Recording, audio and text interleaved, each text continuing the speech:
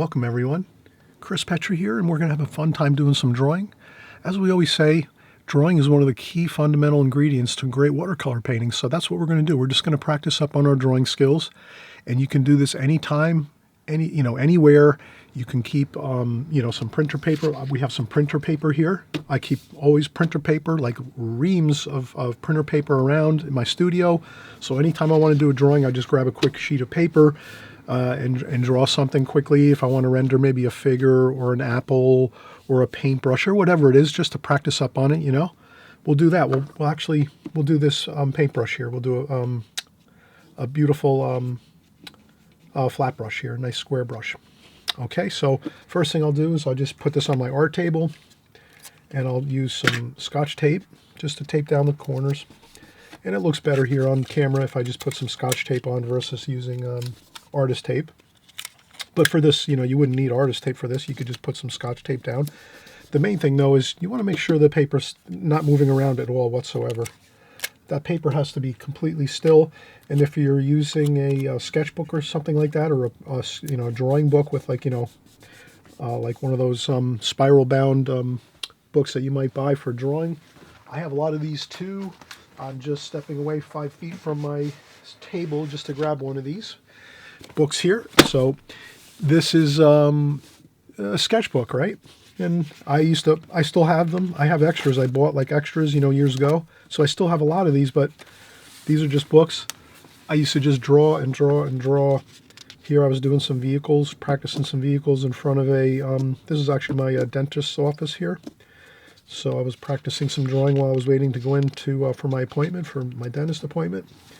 So you can bring these books, keep them in the car, and if you ever have any free time where you might be early to an appointment and you say, oh, I'm 20 minutes early for an appointment, well, I can sit in my car, lock the doors, grab my sketchbook, and you can draw a few things. You can do a few sketches while you're waiting, or you just be creative. Be creative. Think about it. You have a sketchbook always at your place, and you have one in your car. You have some extra pens and pencils in the car, in the glove box or whatever. And you'll be surprised. You can get even more drawing time in than you think you can, actually, if you just have some strategic stuff, prepared. Maybe if you have your family and you visit at your family's house, you can have maybe a sketchbook there.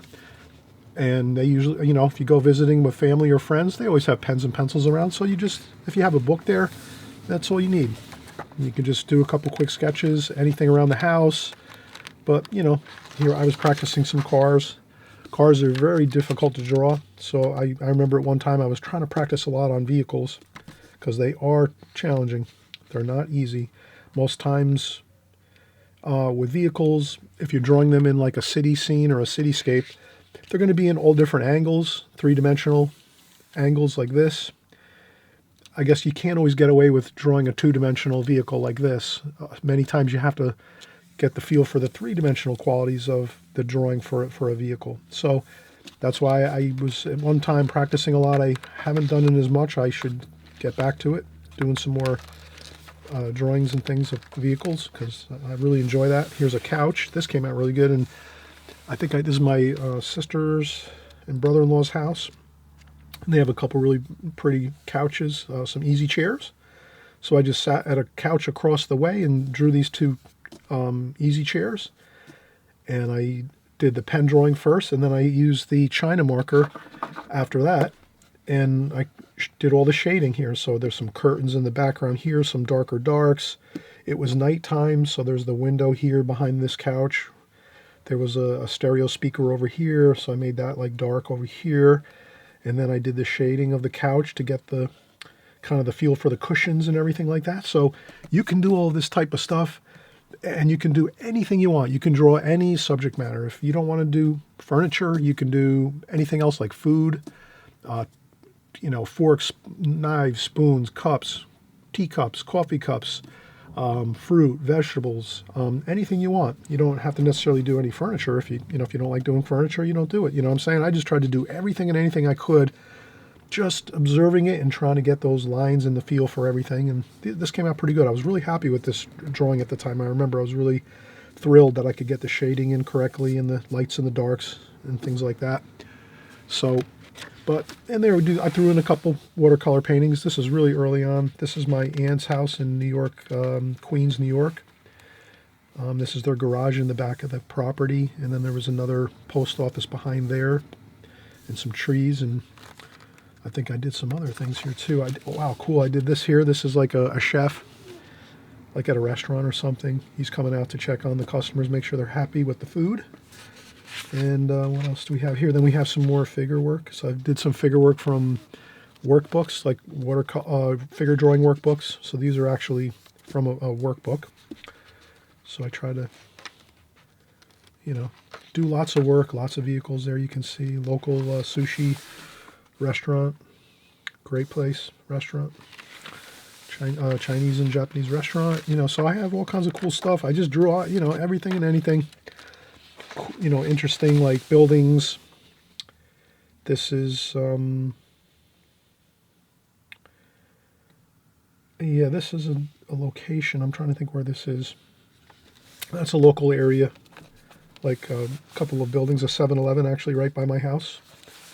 So yeah, there's lots of cool stuff, and we'll do some of these in the future maybe for our drawing exercises, but here let's keep it simple. And again, I just want to show some of my sketches. All of you I know have asked, or many of you have asked in the comments section, and even email me, on my email, saying, hey, Chris, can you show us some of your sketchbook stuff? So, this is just some fun stuff I was doing, some fun portrait type stuff, like, faces and skulls, and kind of just having fun with this. So this is kind of just like a mishmash of stuff that I would do once in a while just to start up, warming up, or just doodle around. Doodling around is fine. Doodling is excellent. If you just doodle around on a pad of paper, you can do any kind of theme that you want. All right, so let's get started. Again, nothing fancy here. We're just going to do a simple pen drawing. Working with pen is really great too because it forces you not to get carried away with using the eraser. So you try to capture what you're going to do the first time. If it's not perfect, that's okay. So we have our square brush if you have to. Sometimes you might have to put a little piece of tape so that your brush doesn't slide. But this looks pretty good. It looks like it's going to stay put here. I might need a piece of tape. Let me do this. I take a piece of Scotch tape and I roll it around, make it like a cylinder with it, like so. I learned this back in probably second or third or fourth grade, doing the old roll up some tape and make a little double stick tape of my own here. Like that. And I just put it on the paper, and then I just set the brush on it here, like so. Just so it doesn't slide off. Okay, and then we'll do the drawing, just a quick, simple rendering of this. So we're going to say right away, just generally, let's look at it and say, do we see any patterns with this? Well, right away we can say, yeah, I do see a pattern with this. You might say, Chris, yeah, I see a pattern, and I'm gonna bring it up here, and I'm gonna kind of like share what I think the pattern is. But right away I can kind of see that for this brush, about 1/3 of it looks like the brush hairs and the nickel ferrule of this, and the other 2/3 is the actual wooden brush handle. So right away we can say, okay, I kind of see that this is about thirds. It's equal distances of thirds. 1/3 here, 2/3 over here. So right away I'm going to just make that mental note, just so I don't get off the beaten track with getting lost on how am I going to draw this. And I'm actually going to draw this just like I see it here, and I'm going to use the same dimensions. So I'm just going to look up here and go, okay, just like this. So I think you can kind of get the drift here of what I'm doing. I'm just using this as my scale. I'm not even worrying about anything else. I'm just saying, okay, how wide's this? All right, there we go. About that much, good. Okay, then the nickel ferrule here. I could just do a little light pencil line there. Then it comes down here. It tapers down like so. Tapering is good. And then we have the crimps. So this is crimped. They use a special tool when they make these brushes where they crimp the brush hairs to the wood handle with these crimps right here. It's like a machine that presses the metal, this nickel metal, down. It crimps it and crushes it so that these hairs don't fall out of the brush. That's all that is. And then we'll just do 2 of those. There's 2 crimps there. Like that. And the handle. And then the handle, we're just going to do the handle nice and easy. Right over this way to the right, tapering it down a little bit this way, angling it down so that it kind of funnels down, thinner as we go. So we're going to do that a little thinner and thinner and thinner and thinner and thinner, and there we go. And that's it. That's as easy as you can get, right? Simple. You're using the object right in front of you to draw it, so you don't have to worry about scaling it or anything like that. You're just going to use this as your scale and just look up and go, okay, edge here, edge of the hairs here, there. Metal, end of the metal, start of the wood handle here. And then the end of the handle here, end of the handle there. Perfect. Now the next thing you can do if you want to get a little more, take it to the next level, you can just leave it at this and say, bam, I got it. It's good. It's done. Put a little couple lines here and say, yep, that's the hair of the brush. Fine. And you might say, okay, brush. You might say square brush. Square brush 2022. And you sign your name. Chris Petrie. That's all you do. Then you put this in a folder. You just have a big folder and you stuff all your drawings in there and you just keep putting them in, putting them in, putting them. Do some drawings, put them in, put them in. Keep filling up folders full of drawings. You look back in a couple of years and you won't believe the progress you'll make just by practicing a little bit every day, 5-10 minutes a day. So now that again, if you want to kick it up a notch, you can shade this in, and let's do that. We're going to notice right away. What do we notice right away? This is super dark, almost as dark as this China marker here, like the darkness of it, right? That's really, really dark hairs. Those are very dark brown hairs of the brush. Then here, this is, kind of light. It's a metal kind of reflects whatever's around it, so it's got some light bouncing off it and whatever. But over here, you can kind of see too, this part of the brush is like a reddish brown, almost like a burnt sienna, burnt umber. It looks like a burnt umber to me. Burnt umber handle. And it's quite dark too. Not quite as dark as this here, the hairs of the brush, but it's very dark. So we can kind of already see we have kind of 3 different tonal values. So we just say tonal values are the lights and darks of things. Doesn't matter what color it is. If you squint your eyes and look at this scene, you'll notice kind of what looks light and what looks dark. So let's get this in and let's just have fun and say, all right, let's get this dark in here, the brush. And we notice that brush here is super dark, so let's keep pressing hard on our China marker so that we get the proper tonal value of the dark of this brush hairs here. And I think that's good. That's pretty close.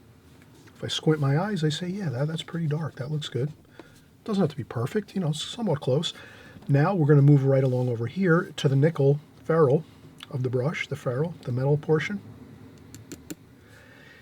And we'll say to ourselves, what is that? It's a reflective metal. Metal is reflective, so it's going to sometimes pick up different colors, light.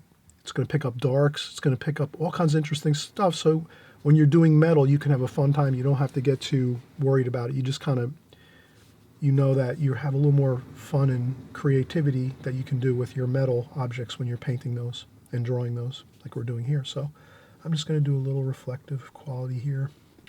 Then I notice it's a little bit of a triangular with some light and some dark, like so, and then it's a dark here, and a dark there, and there's that dark here across.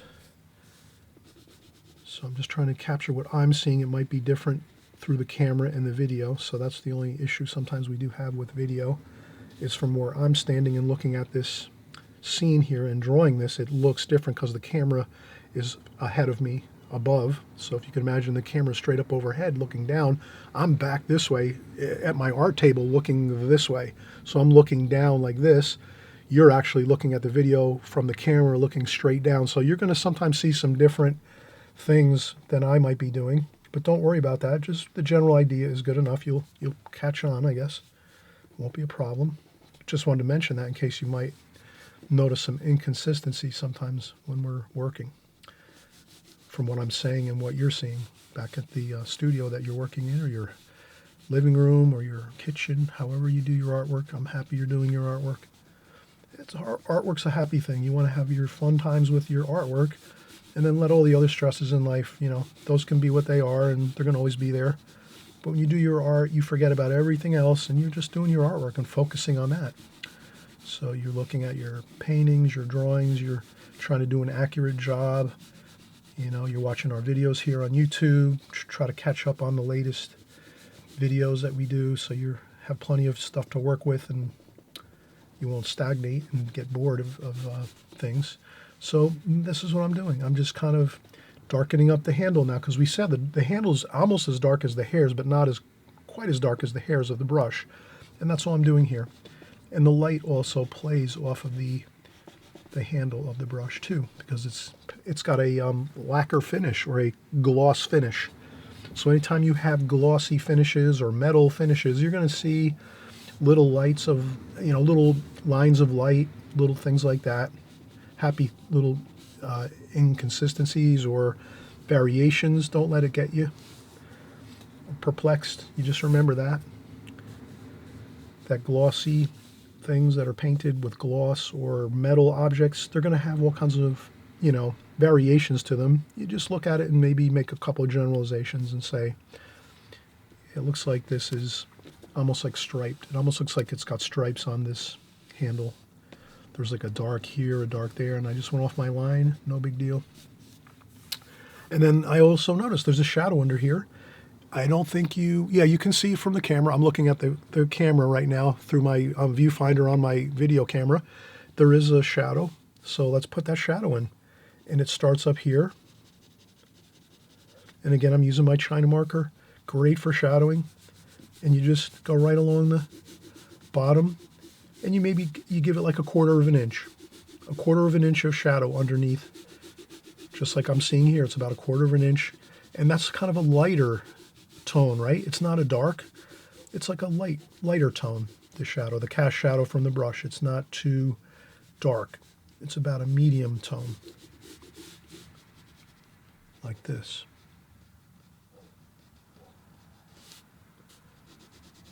And I hope you had fun doing this.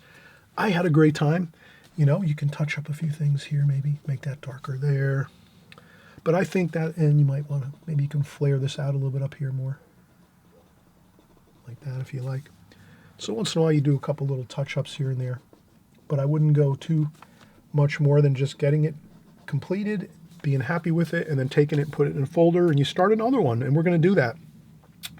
I'm going to actually take a break right now for a quick couple seconds, and we'll come back and we'll do another, same thing. We're going to do another paintbrush. We're just going to do a little bit different. We're going to do a mop brush, which has got a little different shape to it. So the mop brush here has more of a round, it's almost like a round brush, a round watercolor brush, except it's larger and it holds a lot more water and paint. So if you're going to do a really large size painting, you'd be investing in mop brushes. If you want to get a larger painting completed, you really can't use a very small watercolor brush. You have to up the size. So mop brushes are like for people that really like to enjoy painting larger works, larger paintings, maybe 18 by 24, 20 by 30 size paintings, 20 inch by 30 inch paintings. So it's all up to you what kind of paintings you like to do, if you want to paint large, small. Basically, when you see me do videos here on my channel, you can always up your size of paintings or make them smaller. So if you see me doing a large size painting and you want to do it like a poster size, you can do that too. A postcard size, I should say, but you just have to remember the subject matter too. Certain subject matter, if it's very unique and has a lot of detail to it, it's sometimes hard to put it into a small format. But you can always go larger. So anytime you're doing a larger painting, that's not a problem. Sometimes if you're trying to take something and make it smaller, it could be a problem if there's a lot of details to the painting. But I leave that up to you. But I digress. Let's get back to taking a break and then coming back and getting started with our mop brush. And I always mention too, if you haven't subscribed yet, right on the right-hand side below here is the subscribe button. It's a great thing on YouTube here. If you hit the subscribe button and you hit the notification bell, the top notification bell when you hit subscribe, all that does is just YouTube will alert you when my new videos come out every week. So I'm making new videos every week, week after week, month after month, and year after year. We're always creating new artwork here on my channel. Everything is watercolor, painting with drawing also too, is because that's half the battle when you're doing watercolor. If you're learning and growing in watercolor and if you're just the first time you're here, thank you so much for coming by. We are doing a drawing video right now, but it ties right into watercolor. As a watercolor artist, you have to definitely practice your drawing skills. I'm not saying you have to be the world's greatest, draftsperson where you can draw anything and everything and it's perfect. No, but the more time you put in with your drawing, it tremendously gives you an advantage when you're going to start to create paintings on your own. If you're going out and doing things in the field, out plein air painting, or if you're working and doing your own creative work, the more you can draw and render things accurately with the pencil and the pen, and shading as well too, and your lights and your darks, the more you can do that, the better it's going to be for you. You're going to have a lot easier time creating really beautiful artwork, and it's all takes time. So don't get upset or worried if your paintings look terrible, if your drawings look terrible in the beginning. That doesn't matter, because everyone starts the same way. I started out with stick figures and doing terrible paintings too for my first couple years, and 2 and 3, 4 years. Things weren't looking good, but I just kept working at it. And that's all you have to do, is just remember that. Keep working at it, every week, try to get some drawing in, 10, 15 minutes every day. And that's all you have to worry about, is getting in those practice every day, 5, 10 minutes if you can, doing a little bit of drawing. And then you do maybe your painting on the weekends or whenever you have time, and you work on your painting skills as well. And that's really like the double, barrel approach, being you have to have the drawing and the painting. If you're just painting and you're not drawing, that's going to be difficult. You'll have a hard time trying to do watercolor paintings, because you kind of have to be able to render things correctly, and it does take time. So just keep working at it. I guarantee you will make tons of progress if you're just drawing along with us here and painting along with us here on my channel. So I know I'm talking a lot, but I just want to give everybody that reassurance that if you're just starting out with watercolor, you don't have to worry. It takes time, years. It takes years and years, but you will see, especially in the beginning, your first couple, 2, 3 years, or your first year even, you're going to see a lot of progress when you just work at it a little bit every day. If you only draw or paint once a month, you won't see much progress at all, honestly. I have to say that right from the beginning. You have to actually make a good effort of, at least you're working 5 or 10 minutes of drawing every day, and then maybe on the weekends you're doing a couple hours of painting. And if you use that approach, you're going to be fine. You're going to get a lot of progress, and your painting is going to be looking awesome. Okay, so enough of my jibber jabbering and all this. We'll be right back, and we'll do our next paintbrush. Okay, all right, we'll be right back. Okay, we are back once again, and let's move on to our next drawing. We're doing pen drawing. I'm using a Uniball Vision Elite pen, black pen, black ink. This is one of my favorite pens, all-time favorite pens. I used to use this for work many years ago. I had to actually use this for work. This was like my company specified that they want a certain pen and our sketches and drawings from the field to be done in a certain way. So I started using these, and I realized these are just great pens. So we're going to do our next drawing. First thing, we're going to lift off this drawing and put this in a folder. I hope you're going to do the same. Save all your work, no matter if it comes out great, mediocre, fantastic, super awesome, whatever it is. Save your work, put it in a folder, save it.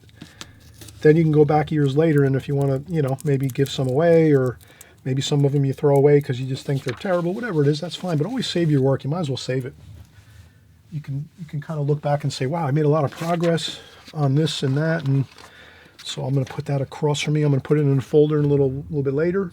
I'll get a new piece of printer paper. I always use printer paper to draw constantly. And I do practice what I preach. Let me see here.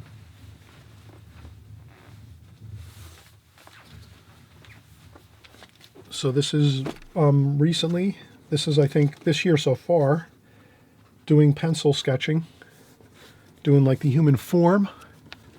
So I have about almost a ream of paper this year so far, practicing every night about 15-20 minutes after work, 5 days a week. And I just do the figure, and I just have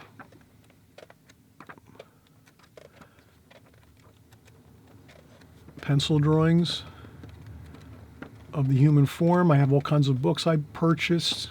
Bridgman, he's a great figure paint. Loomis, there's some of those. Those are some great human form people that are great with the anatomy and things like that. All that kind of good stuff. So we're practicing that, and you can see. So that's quite a lot. So I buy a whole bunch of printer paper, a big, I go to the office supply store and just buy a little, for $4 or $3, I buy a ream of printer paper, and I just leave it at my studio, and then I just pick up paper all the time and just start drawing. And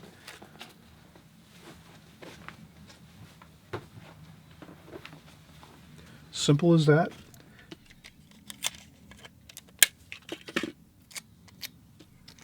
I'll use some tape here,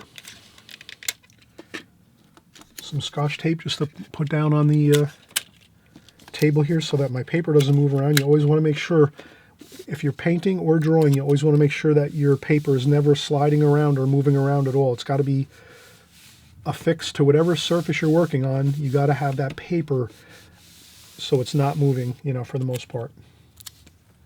However you can do that, or stabilize it as much as possible. Maybe it's not always, maybe we're not always able to keep maybe if we have a sketchbook, maybe that might be a little tough sometimes to keep it exactly perfectly still. But as much as you can, if you have the ability, always make sure you kind of just tape down your paper, either watercolor paper or drawing paper, so that it never moves. And this way it makes it so much easier when you're drawing, so that you're not being distracted by your paper moving around. So we said we were going to do our brush. Second brush here, we're going to use a wonderful mop brush here. I'll take some tape again. We'll make a tape, a double stick tape out of Scotch tape. What we do is fold it around the tape, fold it around so it's like a cylinder, and then we put it on the paper like so. In this way the brush won't roll off the table, because my table's on a little bit of an incline. I think it's 15 degrees, so it's very, very slight. My table has just a little bit of angle on it. My working table here that I use for YouTube videos. So let's look at this and say, do we notice anything? Right away we say, well, yeah, it's maybe here is about a third, 1/3, 2/3, 3/3. So this is actually very, very similar to this. So we can use that same concept. If you didn't want to, let's say you wanted to draw this brush smaller, or if you wanted to draw it larger, we're going to draw it exactly the way we see it here on this paper, just like we did this one. But you can kind of get the concept when the first thing you'll do when you look at your subject matter is go, do I see any patterns here where I can kind of get like a general idea of the scale of things and how things are shaping up with the size of the different parts of this whole brush here. So, but in any case, we're going to do it right even with this. So we're going to kind of just do the same thing we did with our square brush. So I will make that line here for the top of the brush where the hairs are. And then I'm just going to, like that.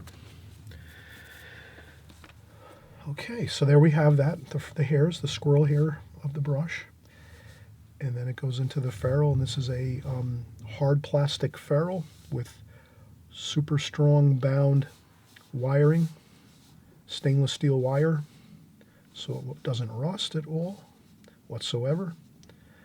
And maybe I'll just get a little bit of variation like that, because it's kind of got a little bit of variation to it. It's not quite straight. And then I'll just take this line here and go, all right, it's about there. And the same thing here. This has got a little bit of variation like that. Now I can, maybe we'll do our wires here. 1.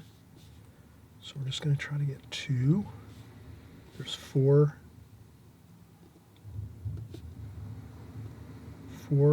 rings of wire that are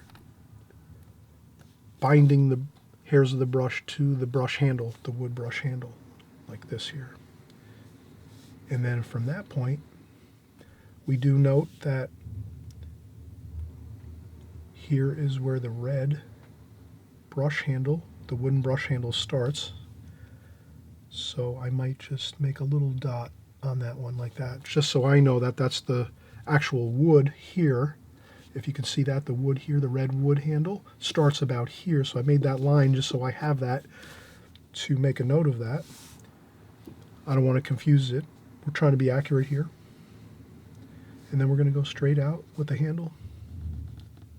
Looks like it almost comes out straight, and then it tapers. And then it tapers down like this. And then you can come up here and start from this side maybe and work your way down this way. I think that might be a little easier.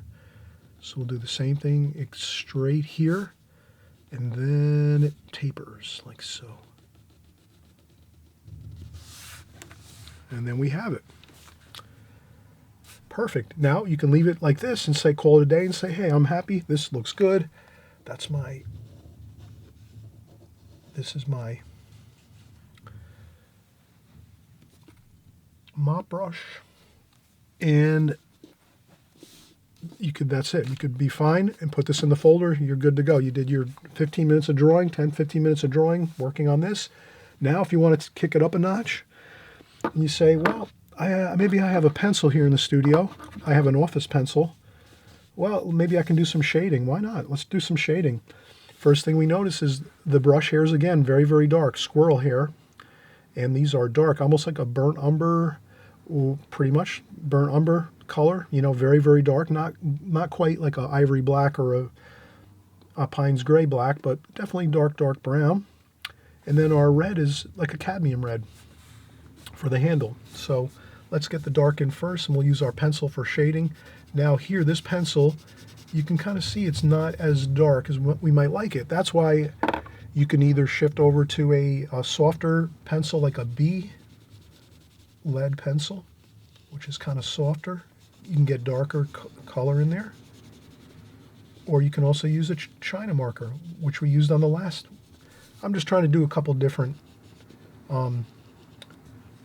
bits of tools that we're using. So let's use a pencil now to do some shading, that's all. Then we said here, this is the hairs of the brush still over to here. And this is clear, translucent plastic. So we're just kind of seeing the same color flowing into here. Then we have our red handle starts there, so it's not quite as dark.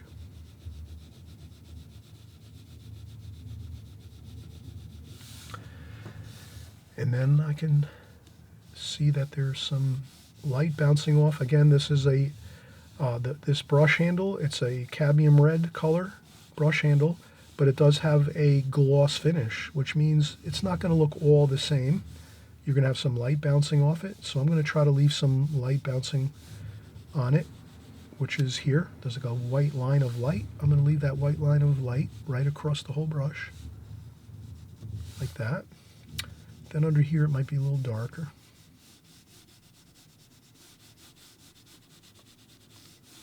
Like that. Okay, and then I'm going to look again and say, well, do I see a shadow under here? And I say, yes, I certainly see a shadow under here. So I come under here like so, and I just trace actually the same shape of the brush hairs. I see that same shape, so I'm just going to do the shadow like that. And the shadow just basically follows the same shape and form of the brush, like so. And then I'm just going to do a light shadow under here, because I'm seeing it here in my studio as a light shadow. So I'm just going to do that. And this is really it. Now we've done plenty of drawing, 10-15 minutes now, almost 20 minutes working on this brush. So this is 2 days worth of work we've just crammed into this one video. So even if you just do these videos, you've gotten 2 days worth of drawing done in this video. So even if you say to yourself, well, maybe I can't do it every day, but you could maybe do 10 or 15 minutes in the same day twice. So if you do this video, you've done 2 days worth, because you've done two 15-minute segments doing 2 different brushes. So there you go. You have 2 days worth of your drawing done right away, right now, right here when we're doing this. And there you have it. And you can even go back into my archives and look for drawing videos. I probably have at least 20 or 30 drawing videos on my archives on YouTube. And if you go into those, you can do a few of those. And chances are there's probably half an hour for each of those videos. So you can actually get most of your drawing time in just by following my videos and not having to really worry about much else. Okay, so there's our cadmium red handle. This is our dark, almost black squirrel hairs for our watercolor mop brush. There we go. All right, everyone, I hope you had fun with this second exercise, and we're going to be back again sooner than later with more drawing videos. I'm going to start to incorporate a lot more drawing videos in here. This way, maybe it just takes some pressure off you. If you're just working and doing these videos with me, along with me, you'll get your time in, so you don't even have to worry about all the other things we talk about, storing, books and things like that in the car and all these other things. If you want to try to just make it more simple, just follow along and work each week with me on the drawing exercises, and you'll get your weekly time in, and then you won't have to worry about it. As long as you're doing these videos, you're getting all your time in for the week, and then you'll be really getting a lot of progress with your drawing completed. Okay? All right, so we'll be right back. Actually, we're going to end the video now, and we'll see you on the next video soon. Everyone, thanks so much for all the great comments in the comment section, and I welcome you too if this is your first time here at my channel, or if you're just starting out for the first couple months. And I know I see many of you coming in, typing in one in the comment section saying you're just starting out. I really welcome you and say thank you so much for coming by. You're going to have a great time. This is your fun time in life, doing watercolors, drawing, painting. This stuff, artwork, this is all the fun of life. This is the joy, the happiness of life, where you're just focusing on this and you forget about all the other stuff going on, because there's always distractions and things going on in the world and, all the stuff that goes on in life. You can always take 15, 20 minutes and just focus on our artwork, and we lose ourselves in our artwork, and it becomes a joy and a happy thing. And then, from there, we can go back and face whatever we have to in the world and whatever's going on, because we kind of got our batteries charged up here when we do our artwork. It's what it's about, having fun, enjoying the journey of artwork. And it's your own thing that you can do on your own. That's your own kind of work that, you're in charge of. And so have fun with it. Enjoy the journey as we go along here. And again, if you're just starting out, again, I thank you so much for coming to my channel, working along with us all here. We got thousands of people here every week working all together, so we have an energy about us. Let's keep it going, and we'll see you on the next video, okay? Talk to you soon. Bye-bye.